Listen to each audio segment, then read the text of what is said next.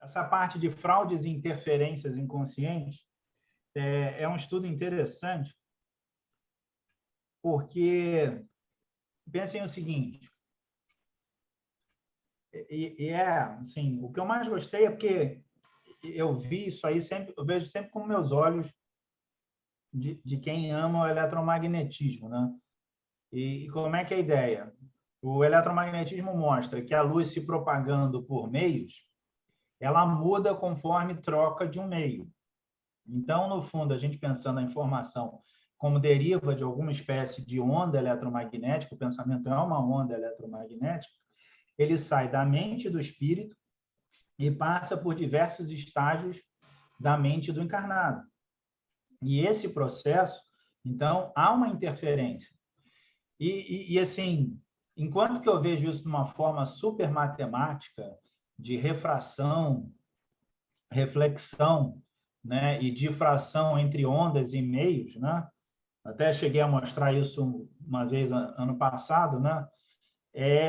Ele faz aquilo só com as palavras e seguindo mais ou menos um raciocínio similar ao meu. Eu achei quase que poesia pura quando ele vai mostrando o problema da interferência inconsciente, né?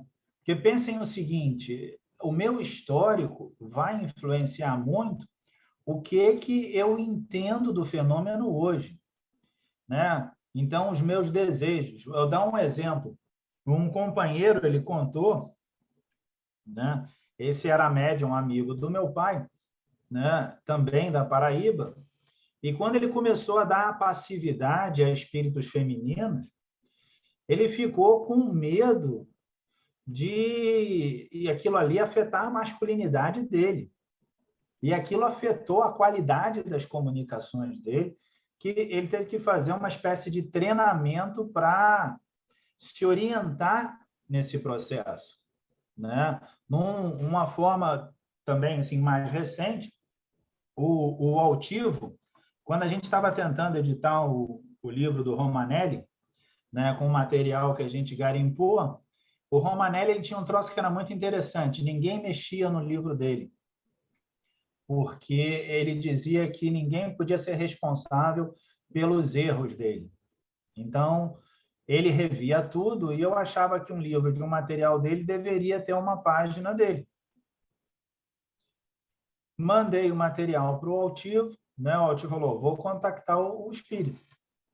O Altivo contactou o espírito e eles passaram quase 2 meses, né, se alinhando para que o inconsciente do Altivo fosse adequado à transmissão da ideia que o Romanelli queria dar, né? Anos mais tarde, isso aí está falando nos anos 90, algo como 94, 95, eu participei de alguns trabalhos desobsessivos que eu tive o prazer da presença do Deolindo desencarnado. E trabalhava com a gente um médium com 50 anos de experiência de doutrina, né? Um médium dedicado à doutrina, ao trabalho mediúnico por 50 anos. E ele reclamou do trabalho porque ele saía com uma dor de cabeça brutal, porque o Deolindo se aproximava com a intelectualidade dele e havia um descompasso entre a intelectualidade do comunicante com a intelectualidade do médium, que o resultado era uma dor de cabeça, um peso, que ele dizia que era como se a cabeça dele pesasse demais, né? E isso um médium dedicado, uma pessoa séria que se dedicou ao trabalho mediúnico de forma muito disciplinada, né? Quando esse médium faleceu, os mentores falaram assim, foi um trabalhador fiel e merece o nosso respeito.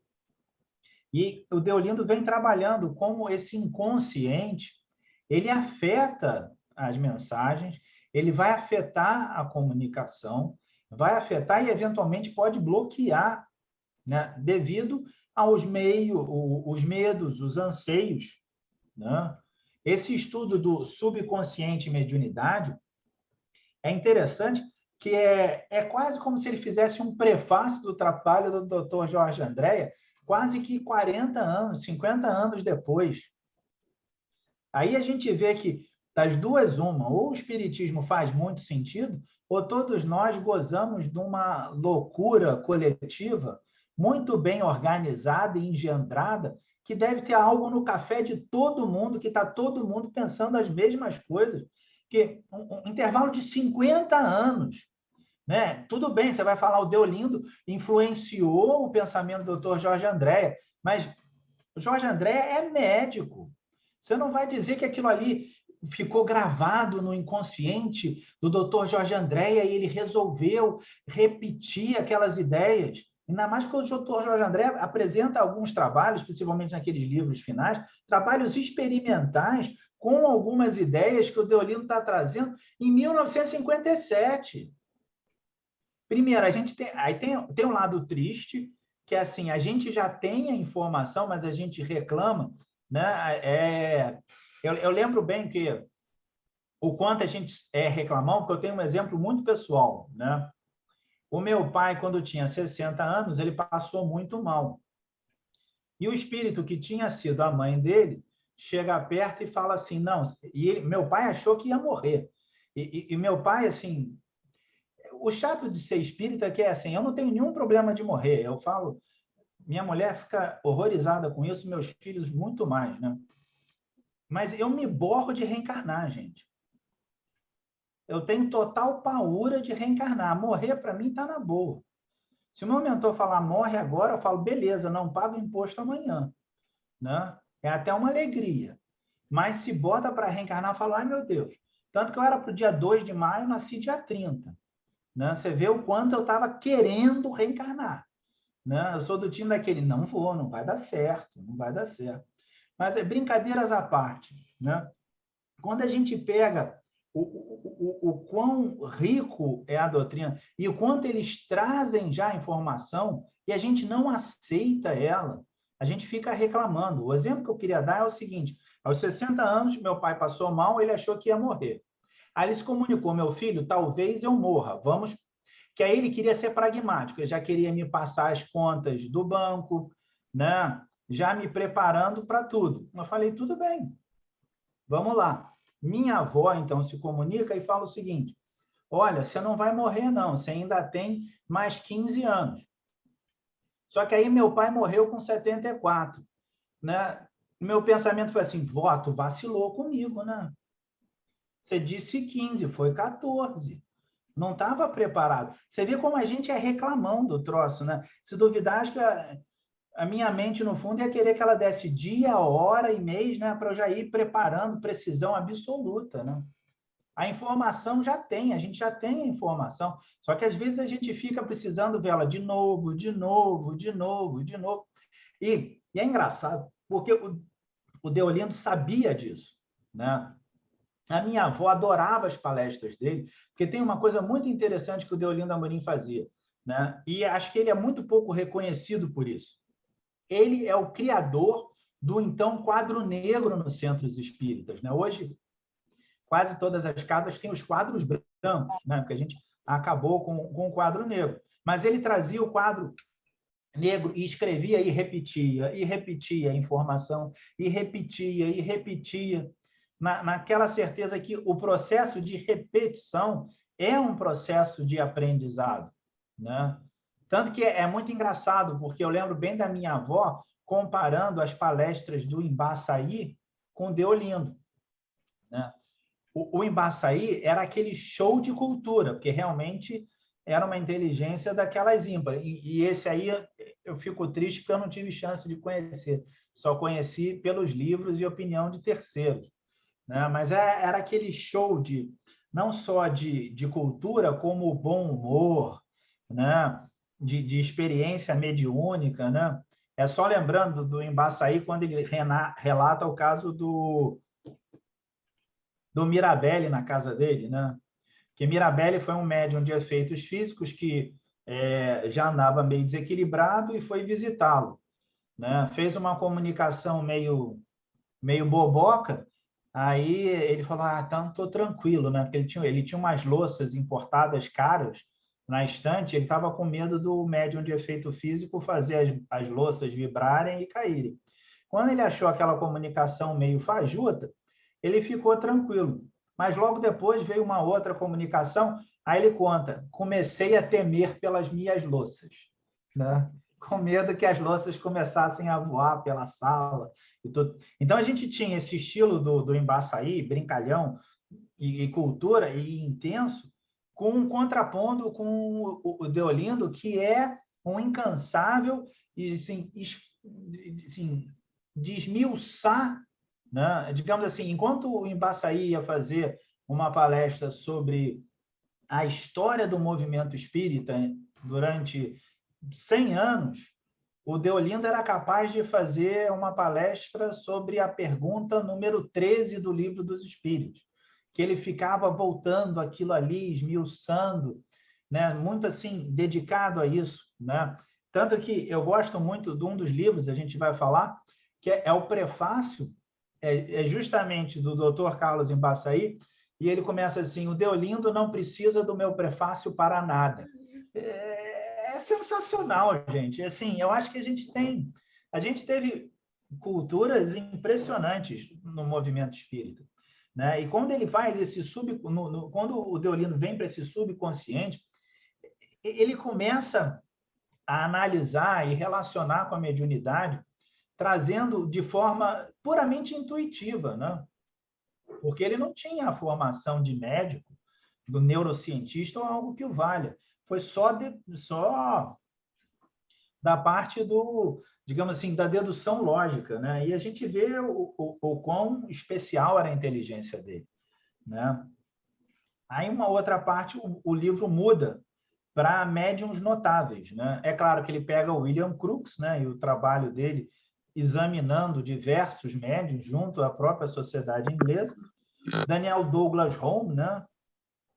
E o trabalho do Lombroso com a Eusápia Paladino. E é interessante porque a Eusápia tinha aquela frase clássica, né? Que Eusápia foi recebida, né? Aí, muitos, assim, foi recebida num dos eventos com muita pompa. E o pessoal falou, Eusápia, mas você não acha que essa pompa tá demais? Ela falou, você parece um nobre. Ela falou, não, engano seu. Nobres, reis, rainhas, muitos há. Eusápia, só há uma, né? A Eusápia Paladino com Lombroso, aí ele relata aqueles casos, assim, ele relata alguns casos da Eusápia Paladino que chegam quase, beiram a ironia, né? A Eusápia teve um acidente, ela estava indo de trem de uma localidade a outra, ela era esperada e o trem atrasou, ela se desdobra, chega na estação de trem, aí todo mundo fala, Eusápia, você chegou, que bom, a gente não viu o trem. Não, não cheguei não, só estou aqui para avisar vocês que teve um acidente e eu vou demorar, eu estou lá no trem, e volta para o trem, né? E a gente nota esses grandes médiuns de efeito físico que foram necessários no primeiro momento, que há momentos, né, distintos dentro da própria doutrina, né? Na hora que você precisa chamar a atenção do fenômeno, você precisa de um tipo de médium, e fora o desgaste físico que tinham desses médiums, e aí ele vai narrando, né, e estudando cada um desses médiums, né, e mostrando que, assim, para ser algo que não existe, tem muita gente que corrobora a existência daquilo feita de forma totalmente independente. Se eles estão desconexos, sem contatos, e chegam à mesma conclusão, concordam que aquilo deve mostrar que há alguma verdade? E que, no fundo, não é muito diferente do método que o Kardec fazia. Ele mandava a mesma pergunta para dois grupos, com médios distintos em lugares distintos, que não tinham nenhuma conexão entre eles, e aguardava a resposta. Se a resposta fosse consonante, fala assim, isso faz sentido. Se a resposta fosse dissonante, ele investigava, ele nem descartava, ele investigava por que elas poderiam ser dissonantes, né? E lembrem o seguinte, o espiritismo, ele é quase descrente, né? Porque Kardec fala, é melhor negar 9 verdades a aceitar uma mentira, né? Então, testar, testar, testar. né? É testar o tempo todo, né? No fundo, a gente vê isso quando o Emmanuel se apresenta para o Chico. Repara que ele não se apresenta para o Chico e fala: Chico, você vai ter uma grande história, de grandes livros, conhecerá grandes poetas, publicará grande. Ele fala só: disciplina, disciplina, disciplina, né? Essa disciplina que teve o Kardec, que tinha o Deolindo quando organizava os livros, que escrevia sempre no mesmo dia, no mesmo horário, do mesmo jeito, com o seu lápis, o caderno, folhas em branco, lápis e a máquina de escrever, né? É claro que seria muito interessante nos dias de hoje, né, a gente ter chance de entrevistar e perguntar o que que passava e o que que motivava o Deolindo. E é interessante porque essa dedicação, essa paixão que ele tinha pela doutrina é quase que uma... Vai soar meio piegas, né? Mas foi o melhor que me ocorreu. É uma prova de amor pela vida, né? Assim, de como ela estua, de como ela se mostra única para todos nós, né?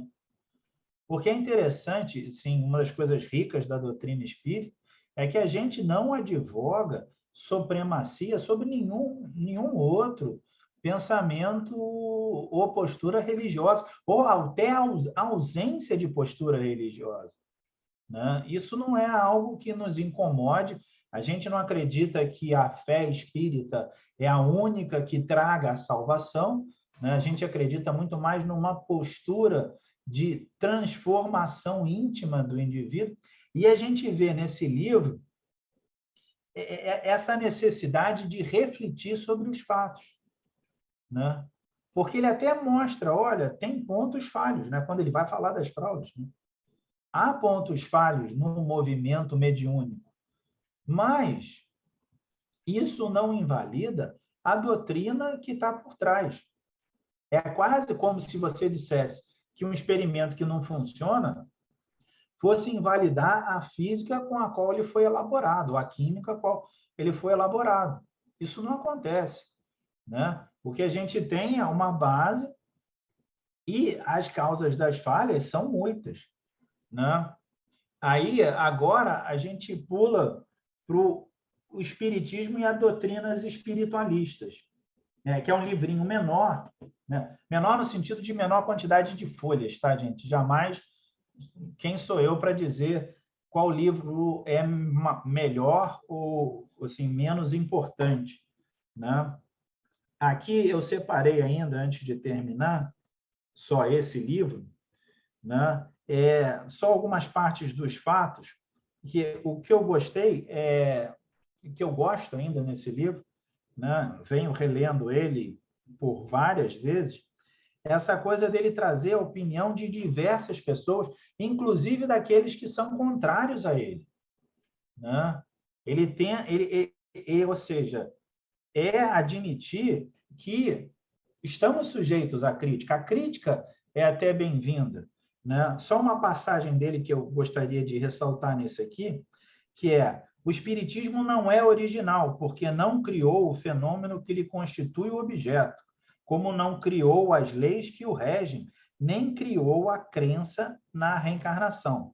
Nem por isso deixa de ter uma doutrina própria. Uma doutrina é original quando surge inteiramente, absolutamente nova, sem trazer na camada inicial de seus ensinos qualquer contribuição de outras doutrinas ou ideias.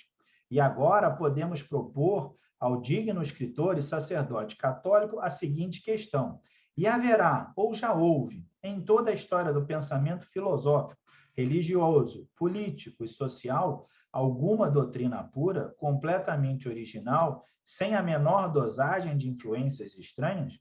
Ninguém o demonstrou até hoje. A própria doutrina da Igreja, e o reverendo sabe disso, não é completamente original, porque incorporou em seu conjunto de ritos e teorias diversas práticas e concepções que já faziam parte de outras organizações religiosas do Oriente e do Ocidente. aqui como exemplo do que foi incorporado, por exemplo. A gente chama Jesus Cristo o Redentor.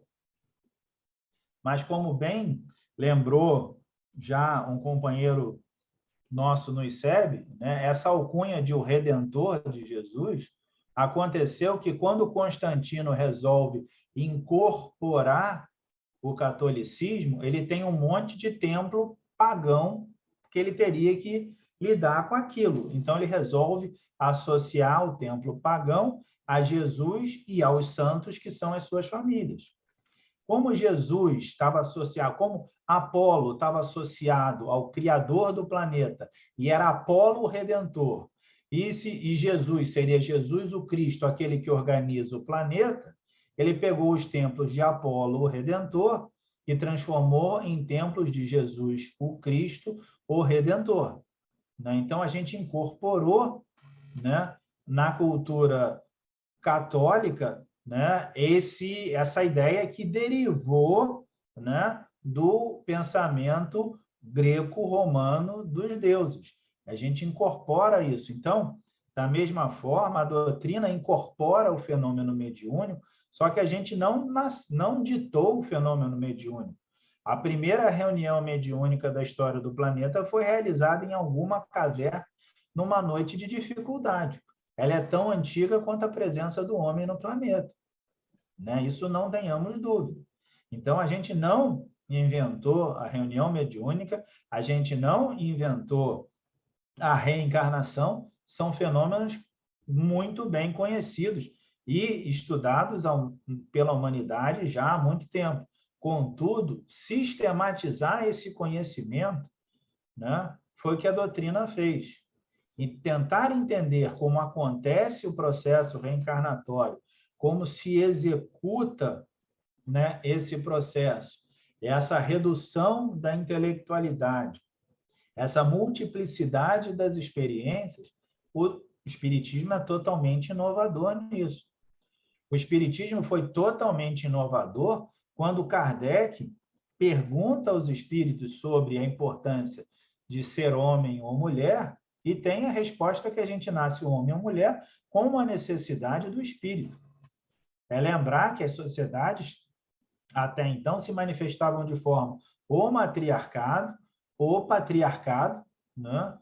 Dando que um era mais importante que o outro. O Brasil, então, ele participou de um absurdo que, perto do momento da abolição da escravatura, a gente tem isso escrito, relatos de religiosos dizendo que não tinha problema o negro ser escravo porque o negro não tinha alma, né? A gente pega 1904, na Europa, em diversos países, a mulher era proibida de frequentar a universidade. Em países como na Escandinávia, haviam leis do tipo: cabe à mulher cuidar do lar, não cabe a ela estudar. O Espiritismo já vem advogando que homem, mulher, raça, cor, religião não nos torna melhor por si só. São as nossas ações que nos qualificam, né? É até curioso, né? Porque quando você se torna espírita ou você aceita o espiritismo, você tem que entender que isso demanda trabalho, né? Se você pegar, há um comentário do Emmanuel que diz que a Índia sofre os horrores de milênios de reflexão sem a devida ação necessária. Graças a Deus, a doutrina espírita, na grande maioria das casas, a gente vê uma necessidade, um objetivo do trabalho existencial, assistencial. É isso que mantém, digamos, o psiquismo da casa funcionando, né? Vários centros espíritas, eles têm na assistência das pessoas, seja na campanha do quilo, na campanha do agasalho, na campanha do sopão, no auxílio que for, sua razão de ser. Então, o espiritismo, ele existe por estar em movimento, né? Ele não é para ser tido como uma manifestação religiosa, intelectual, sobre a importância do ser no mundo e como ele se enquadra na sociedade, ou alguma coisa desse tipo. né? A doutrina demanda ação no bem, né? E a gente vê que isso que fez ela prosperar tão bem no Brasil, né? Primeiro, uma capacidade de doação das pessoas envolvidas, né? E um distanciamento delas de personalismos, ainda que a gente tenha tido algumas histórias personalistas ao longo do movimento espírita, né? É um movimento muito menos personalista, focado, até porque a gente não tem um sacerdote, né? A gente não tem um bispo, né? A gente não tem uma figura que é responsável por aquilo. Nós somos tão fãs da educação que temos que entender que a doutrina ela é autodidata por si só. Isso é sensacional, gente. O Deolino, na luz da crítica, ele relembra o seguinte: leia, releia, discute e monte a sua opinião. A sua opinião é tão boa quanto a minha. Você só não pode achar que você é senhor da verdade. Né? Vamos discutir os fatos. Você tem direito de discordar, dizer, ó, aquilo não existiu, né? Está errado, beleza. Mas está errado por quê? Como? Onde? Quando? E se está errado, o mais importante, o que é necessário para fazer aquilo ficar certo? É necessário jogar fora, desistir daquilo, começar de novo, fazer diferente? Né? A doutrina ela é um ser, entre aspas, né? Uma entidade em movimento constante. Né? Mas é interessante a gente saber que a gente tem bases sólidas. Kardec foi um gigante. Né? E o livro é quase... eu estava brincando com a minha filha enquanto eu preparava, eu estava relendo o livro, né? Aí eu brinquei com ela, falei, o que você está lendo? Falei, Kardec, eu gosto muito de você, que seria, digamos assim, o espiritismo à luz da crítica, a gente vê que é quase que, ainda que ele critique, e muito bem criticado, a postura do padre Negromonte, você vê que é uma ode ao pensamento do Kardec, né? Você dizer, olha, esse cara aqui, bem, soou muito coloquial, desculpa, mas não estou querendo dizer que eu vou chamar Kardec de cara, mas Kardec foi um grande pensador da humanidade. Veja o que ele deixou para a gente, né? Aproveitem, né? Assim, e é interessante que quando ele vai na parte final, ele chega justamente no Kardec e quem foi o Kardec, né?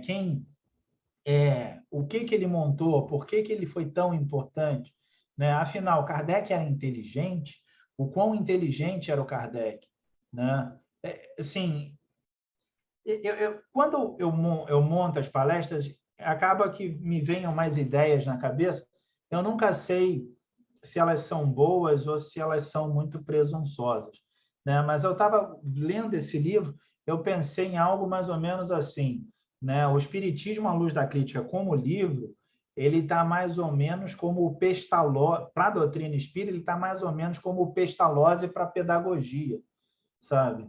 Como o Pestalozzi estabelece a lógica da pedagogia, meio o Deolindo mostrando como é que a gente pode analisar a própria doutrina, né? Porque muito mais que responder ao padre Negromonte, ele traz a ideia do como eu posso analisar os fenômenos relacionados à doutrina, não só o que ele se refere, mas aqueles que vêm depois, né? Aqueles que estão por vir, né? Aí agora eu acho que antes da gente ir para o outro, né? A gente podia abrir para algumas perguntas, se o pessoal tiver, né? Olha, nós não temos muitas perguntas aqui, mas vamos lá. A Carmen, claro, lembrando o E por se move, e ela diz assim, Carmen Baldo, o impressionante desses notáveis espíritas nem era a vasta cultura, mas a conduta, a simplicidade e a humildade, a anulação da personalidade em benefício do trabalho e de todos pela divulgação das ideias. Cada história deles é mais estimulante que a outra. Um exemplo a seguir. Quer comentar, Antônio Carlos? Não, acho que é mais um comentário, né? Eu concordo, né? Depois também a Carmen segue aqui, eu acho que agora é uma pergunta. O ICEB tem algum serviço de beneficência, além da produção intelectual e editorial? Claro, fique que não estou desmerecendo ou menosprezando a imensa contribuição aos espíritas pela divulgação e esclarecimento fornecida pelo ICEB há décadas. É que já ouvi no GEAL, Grupo Espírita André Luiz, aqui no Rio de Janeiro, que é o serviço de auxílio às famílias necessitadas que sustenta fluidicamente a instituição. É só lembrando, o ICEB ele não funciona como um centro espírita, né? Eu lembro bem, alguma das primeiras reuniões que teve no ICEB, ainda quando a gente era na antiga UZERJ, né? Falava que se a gente quisesse botar mais gente assistindo o ICEB, era só prometer água fluidificada ao final da reunião, porque tem sempre aquele que vai para o centro achando que a água fluidificada vai renovar ele todo, esquecendo que o seu próprio psiquismo é que tem que ativar esse processo, né? Eu acho que há espaço para tudo. O ICEB ele não funciona como um centro espírita, né? O próprio Deolindo Amorim, ele separou, havia o 18 de abril, né? E é até interessante, porque o 18 de abril é a base do que foi o ICEB, e no início foi oferecido uma sede ao ICEB que implicaria que o Deolindo desalojasse uma família, e o Deolindo falou, não, eu não posso ser contrário àquilo que a doutrina me ensinou para ter um lugar para divulgar a doutrina, né? Ele não podia fazer esse contraponto, ele falou, não vou desalojar uma família que ficaria, caso ele fosse desalojado em necessidade, porque a gente colocaria o ICEB nesse lugar. É uma eu vou causar um mal a alguém porque eu preciso de uma sede própria do ICEB para que aí eu possa fazer o bem. Foi por isso que a gente acabou tendo essa cultura móvel, né? Mas é importante, o trabalho do ICEB é na outra parte, né? Mas também é importante a gente lembrar que numa das reuniões, ainda quando eu era da diretoria do ICEB, há 20 e tantos anos atrás, um companheiro lembrou bem, disse, o pessoal achava que estava no ICEB, que estava na Sorbonne, né, no alto do pensamento iluminista. Não, não é isso, né? Somos trabalhadores de uma causa maior, importantes, mas somos pequenos trabalhadores, né? Lembrar, eu lembro que eu gosto de biologia, apesar de eu saber muito pouco, né? Então, eu gosto da ideia da abelha, né? Porque todo mundo quer ser a abelha rainha, né? Mas esquece que sem a operária, né? A abelha rainha morre de fome, que ela não consegue nem se alimentar, né? Então, a gente tem que entender essa relação. Que não deixa de ser, né, Antônio Carlos, uma forma de amor você oferecer os estudos, porque é aquela parte do Espíritas Instruívos. E esta Com não certeza, deixa de com ser... certeza. O ICEB é para isso, né? E é uma Porque, forma de o amai-vos também, né? Só que claro, nessa que dimensão. sem a instrução, né, sem um certo conhecimento, eu jamais vou conseguir amar, né? Porque a gente tem uma ideia muito pueril do que é o amor, né? Filosoficamente falando, eu acho que o amor é algo muito maior, né? A Nádia já viu fazer um estudo que é baseado no trabalho do Romanelli, que é do penso, logo existo, ao amo, logo existo, né? Eu advogo a ideia que o amor é uma das energias, é uma das forças fundamentais da natureza, né? Então, esse amor, ele demanda conhecimento intelectual para o indivíduo conseguir se conhecer e executar esse amor. Ele não existe como uma coisa abstrata, né? Ele consegue ser, ao mesmo tempo, impessoal, mas que demanda um conhecimento profundo para o indivíduo se situar. Isso, publicamos esse belo artigo seu na revista de Cultura Espírita, e E nós temos no campo da filosofia um conceito de amor intellectualis, né? Tanto de Deus para conosco, quanto de nós para com Deus, né? De Deus e a Deus. A Terezinha para todos, oi Terezinha, ela diz, Antônio Carlos, você tem falado sobre Deolindo? É uma pergunta. Então, devo ler assim, Terezinha? Antônio Carlos, você tem falado sobre Deolindo? Não. É necessário tornar conhecidas essas personalidades da doutrina. Sem dúvida nenhuma, sem dúvida nenhuma. Mas realmente teve uma época, alguns anos atrás, eu participava do programa da Marilena na Rádio Rio de Janeiro, e aí eu falava eventualmente do Deolindo e de outros, digamos assim, grandes historiadores da doutrina. Longe de eu ser um grande historiador, né? Eu não sou historiador, mas acho que eu sou um contador de causos, né? Sou um contador de histórias. E aí eu aproveitava e usava para falar dessas pessoas. É até engraçado, porque normalmente as pessoas me pedem para falar de ciência, né? E assim, eletromagnetismo e coisas mais, assim, mais abstratas, né? Eu gosto muito quando me dão um trabalho bem concreto.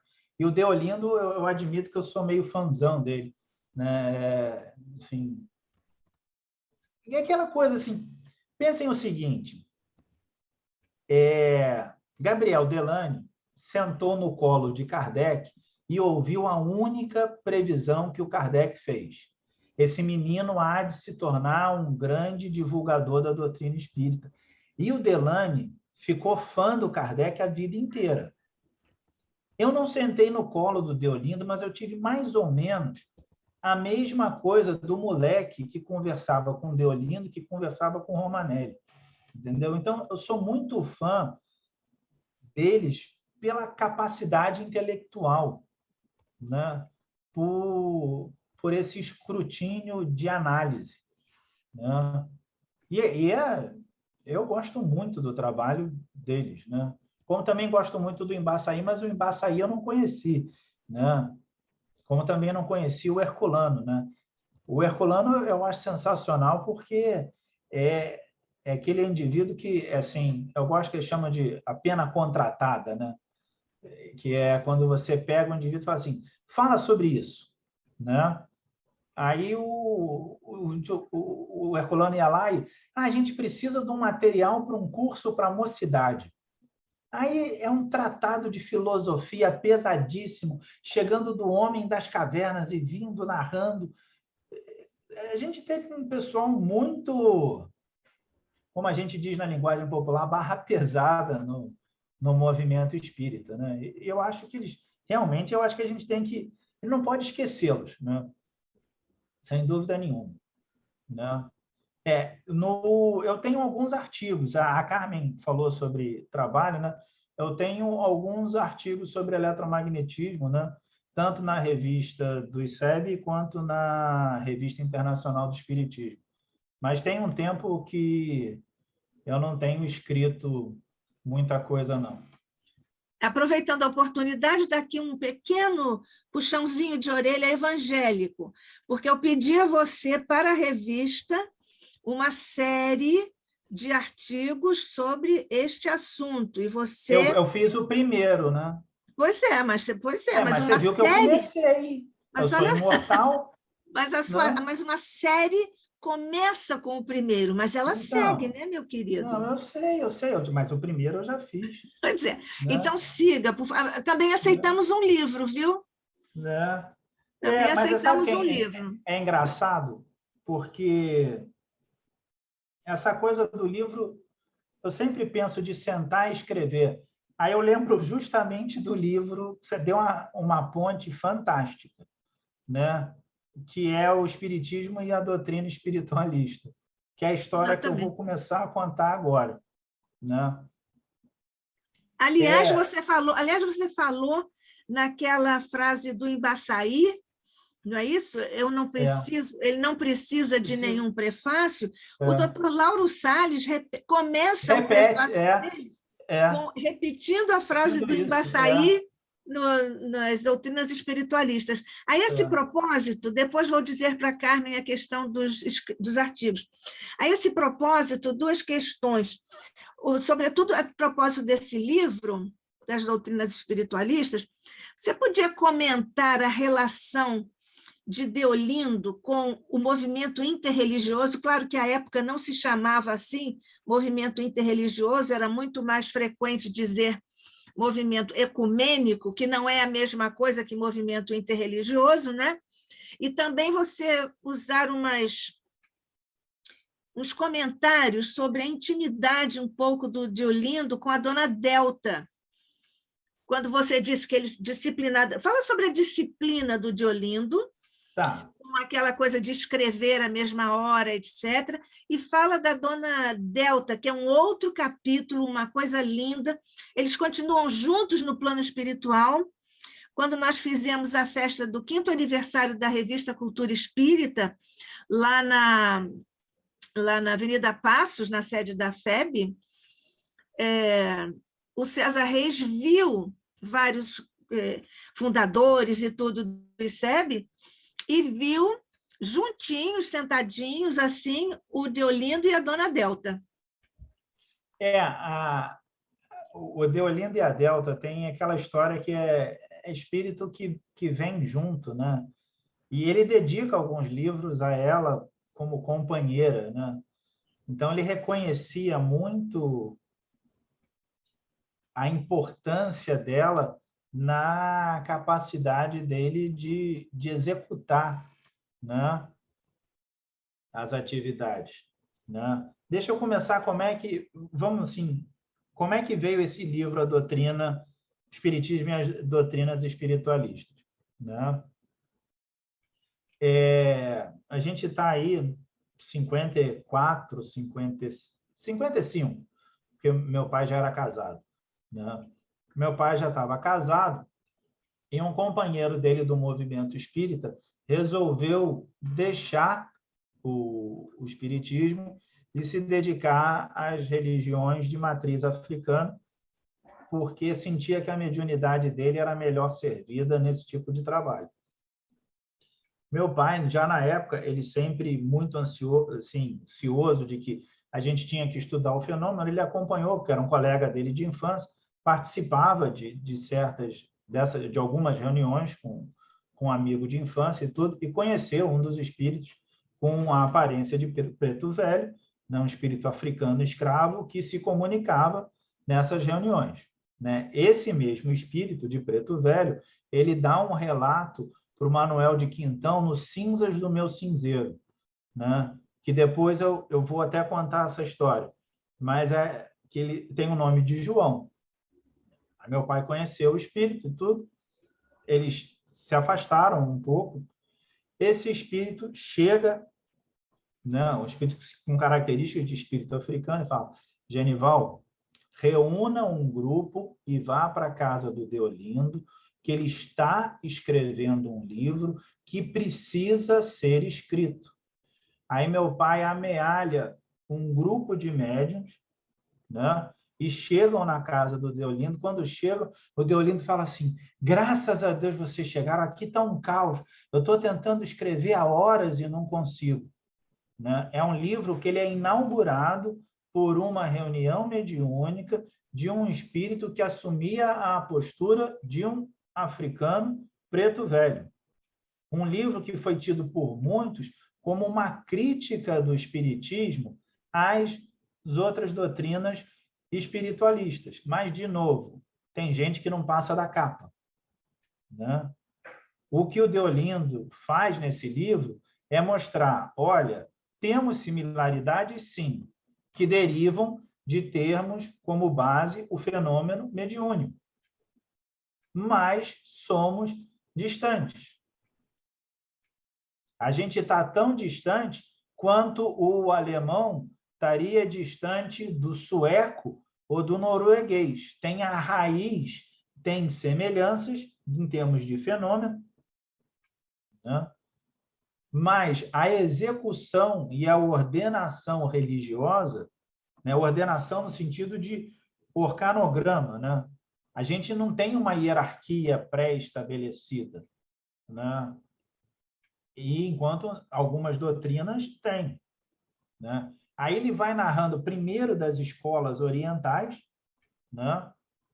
E como essas escolas orientais vão se propagando, que é interessante, assim, isso não tem no livro, mas tem em outros historiadores, que eles relatam que as religiões africanas têm variações das religiões greco-romanas, né? Você consegue tirar paralelo entre os deuses romanos e algumas das entidades das religiões de matriz africana, né? E esse paralelo que aparece depois, o Deolindo vai trabalhando no sentido de que parte desse estudo do fenômeno mediúnico das pessoas ligadas, elas acabam levando esses hábitos, né? Os hábitos e parte desse conhecimento reencarnatório, né? Para a região da África, e aquilo ali se organiza. É claro que aquilo vai se misturar, porque o Brasil, nesse ponto, ele foi um grande caldeirão, né? Porque se você parar para pensar, você olha para a minha cara, segundo o papel da sociedade brasileira, eu sou um homem branco, né? Eu entro como caucasiano.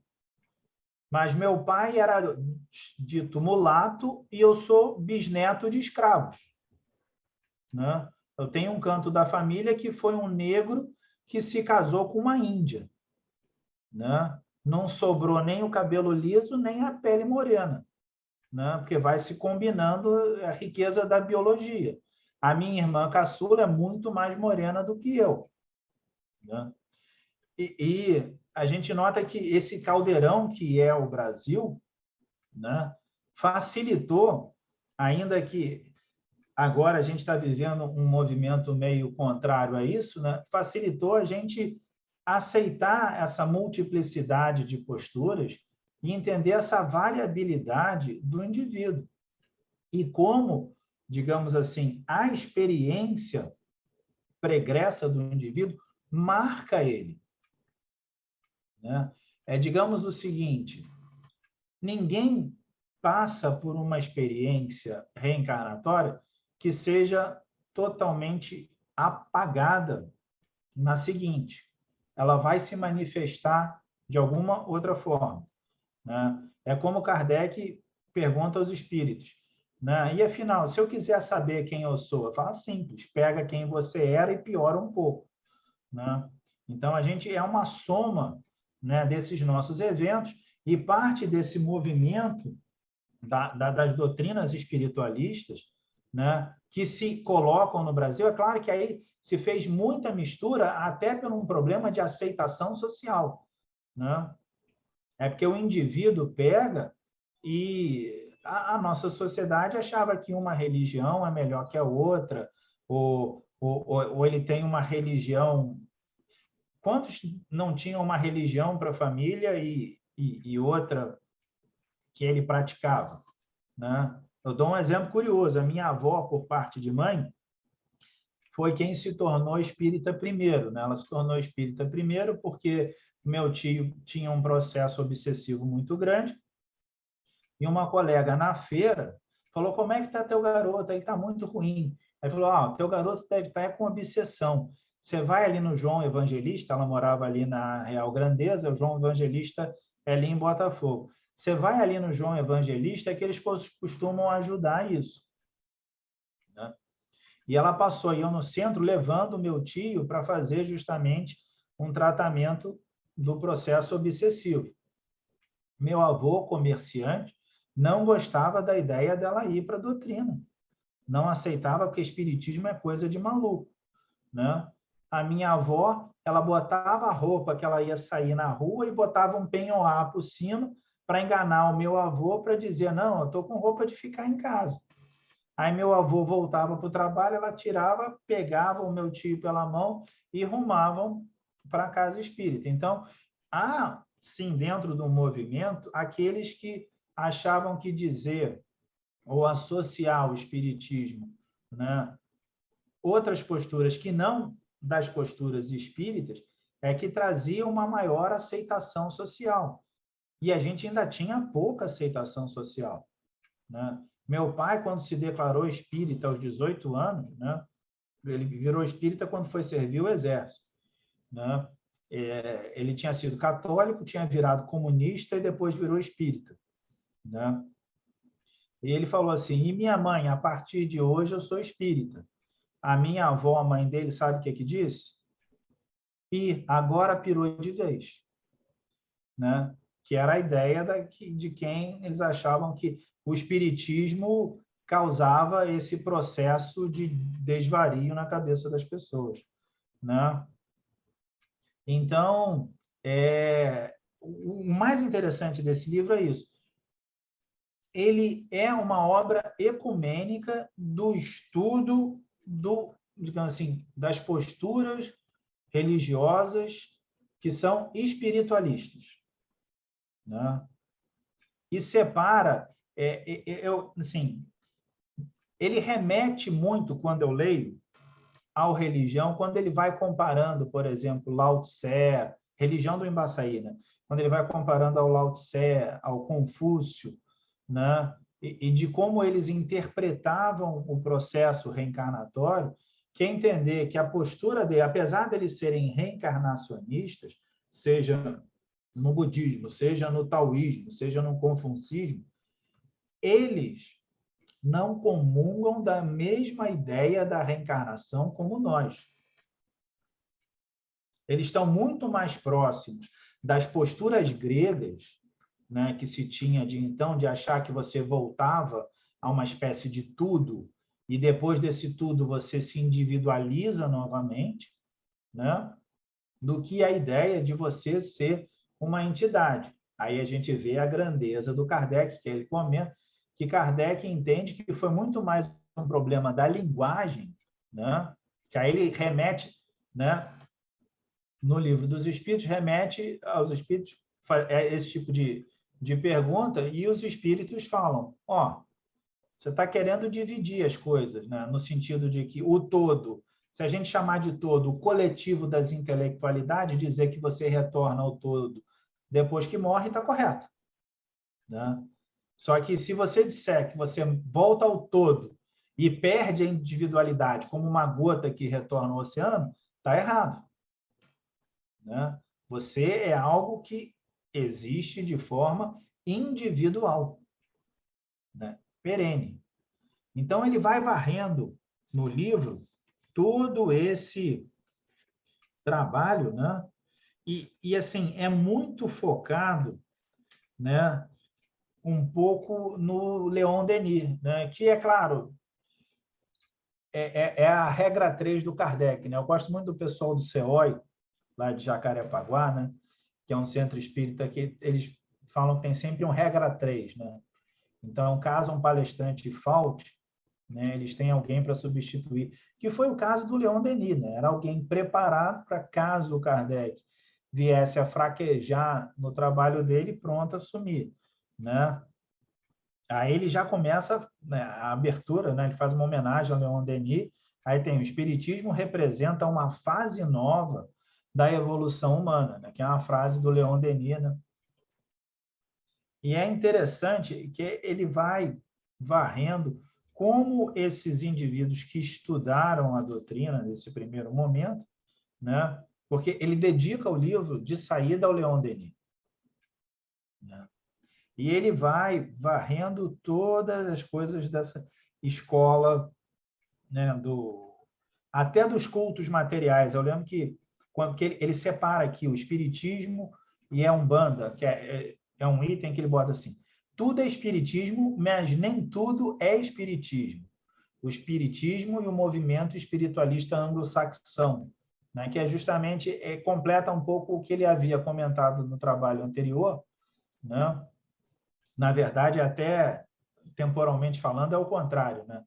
O que ele coloca aqui, depois, no A Luz da Crítica, quando ele vai revisitar o trabalho do William Crookes, né? Ele continua, e as dificuldades do movimento espírita anglo-saxão, né? E que é o conflito estrutural, né? Porque se você aceita a reencarnação, se aceita a hipótese que a rainha há de reencarnar, e ela pode reencarnar plebeia. Mas há algo ainda muito mais assustador. Pode acontecer da plebeia reencarnar rainha. E isso a sociedade inglesa jamais aceitaria, né?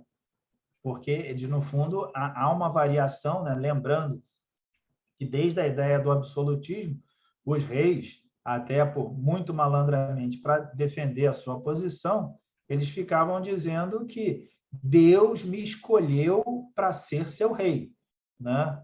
De novo, se a gente olha lá no Livro dos Espíritos sobre prova da riqueza e prova da pobreza, a gente vê que isso é parte verdade. Não é porque Deus me escolheu para ser seu rei, né, que vocês todos têm que ser submetidos ao o que eu pensar, né?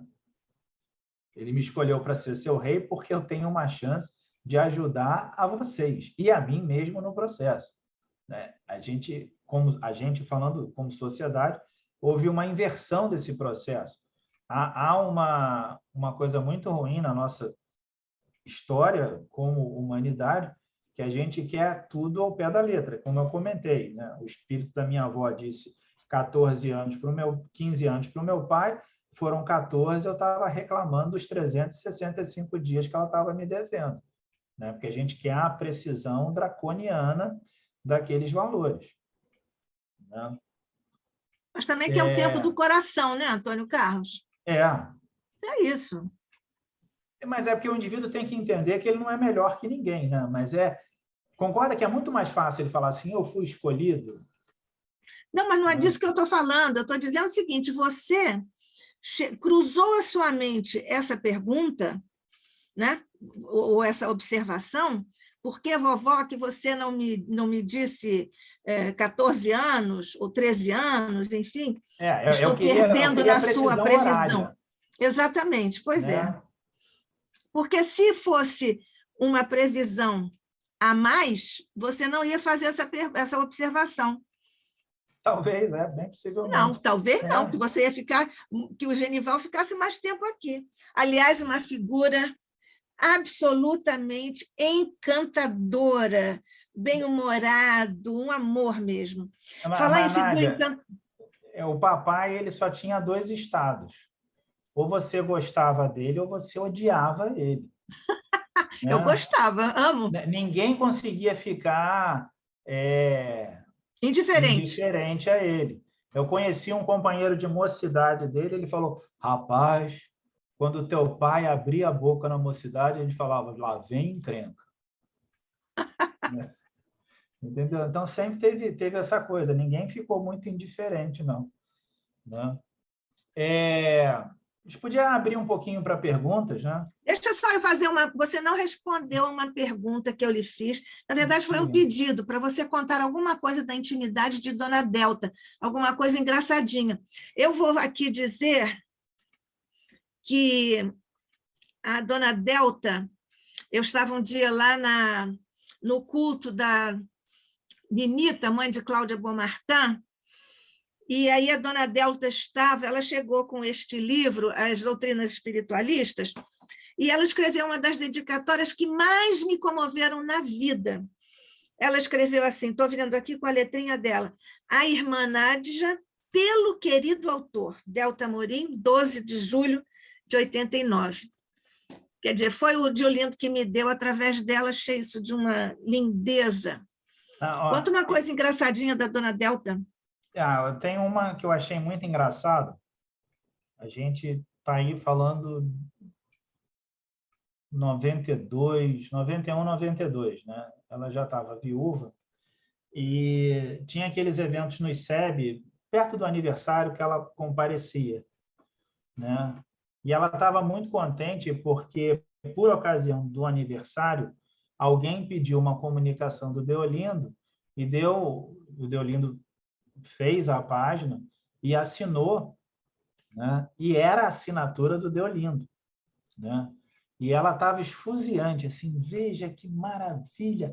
Ela comparava a assinatura psicografada com um outro material que tinha a assinatura dele. Vejam aqui, tá igual, tá vendo? Olha, que legal.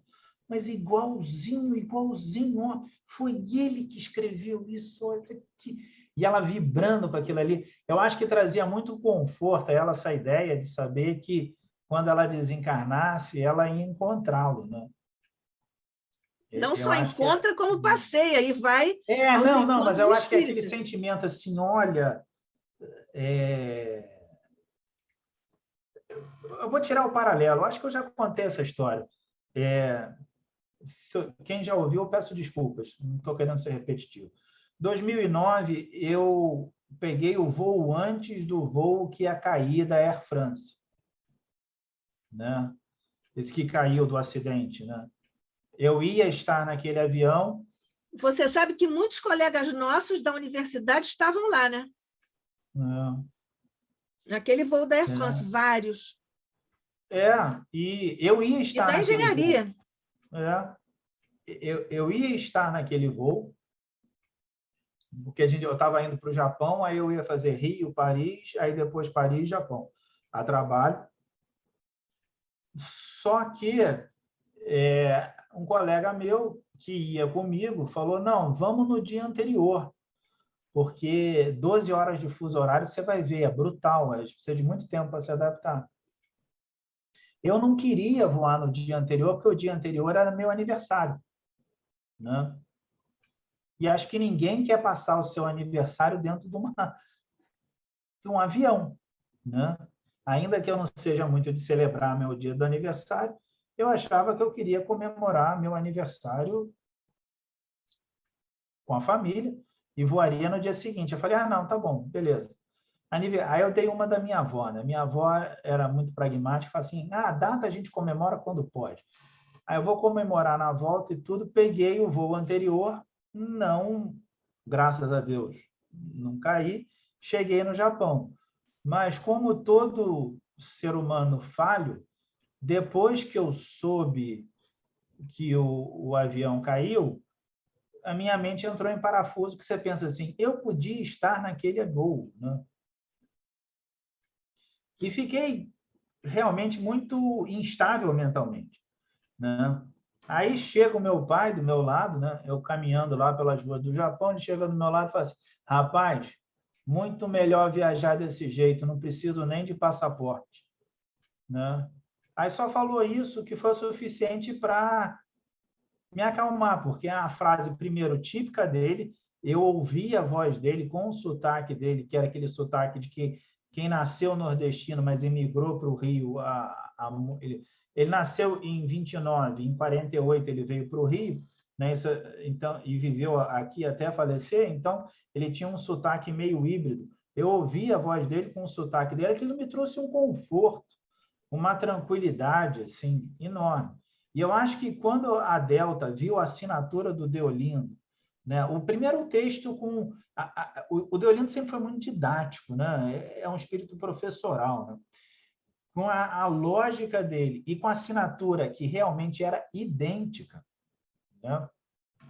Acho que aquilo ali trouxe um conforto a ela, né? E ela fazia um contraponto porque o Deolindo, como disse o doutor Lauro, os óculos ele ganhou e a máquina foi o doutor Lauro que deu. O Deolindo ele vivia no mundo muito mais no mundo das ideias, preocupado com conceituações, e às vezes ele esquecia da realidade cotidiana. Eu acho que a Delta fornecia esse contraponto a ele, né? Essa necessidade de lembrar, ó, que eu não sei como era o hábito alimentar dele, mas eu acho que ele seria aquele indivíduo que fala assim, esqueceu de tomar café, de almoçar e de jantar, né? Porque estava escrevendo alguma coisa. Eu acho que nunca me contaram isso dele, mas se me contassem, eu falo assim, tá, não é uma coisa que eu falaria assim, é verdade? Que surpresa! Não me causaria nenhum espanto se ele fosse fazer assim, de tão assim, sempre mais preocupado com as questões filosóficas. Eu acho que ela fazia aquele contraponto da necessidade de se colocar. E ela ajudou muito ele com os filhos, né? Porque ele teve uma relação meio conflituosa com todos os filhos, né? Eu acho que ela fazia esse, assim, esse meio de campo, como a gente diz coloquialmente, né? Porque ele tinha a coisa de respeitar o filho, mas ao mesmo tempo trazer os valores dele, os valores que ele, Deolinda, acreditava, né? Então, a Delta acho que conseguia trazer uma certa harmonia na casa, né? É porque é engraçado, mas são os trabalhadores silenciosos, né? Que muitas vezes não aparecem, né? Mas que às vezes são tão importantes, né? Porque a gente lembra que nenhuma obra é solitária, né? Isso. É tudo uma Então, obra coletiva. Isso. Você deve querer um outro intervalo, mas vamos fechar aqui uma questão. A Carmen, antes perguntou se você tem algum livro sobre o eletromagnetismo e a prática espírita, já falamos sobre os artigos, ela quer os artigos. Carmen, nós temos esses artigos publicados na revista Cultura Espírita, nós temos muitos milhares de exemplares de várias edições da revista, e nós vamos detalhar um projeto para nós fazermos esse volume maravilhoso que é dos 10 anos da revista Cultura Espírita, para nós capitalizarmos isso em benefício do Instituto. Nós estamos estudando a logística melhor para nós garantirmos a preservação desse patrimônio e oferecê-lo para os nossos irmãos poderem comprar esse material. O Jorge Pio. Oi, Jorge. Antônio Carlos, diz o Jorge Pio. Genival de Lima é uma figura emblemática que temos deixado de relembrar. Fico muito feliz de você estar aqui. Relembro dele com saudade. Aprendi muito com ele. Todos nós, né, Jorge? O Luiz também já começou o nosso encontro fazendo esse comentário, e é por isso que ele foi programado para nós estudarmos na programação. Eu e César iríamos fazer um estudo, mas o Antônio Carlos está fazendo esplendidamente, como nós vemos. Temos 15 minutos, Antônio Carlos, de intervalo? Pode ser 10, só para eu conseguir claro. terminar. Claro, ok. Então, 10 minutinhos e nós voltamos.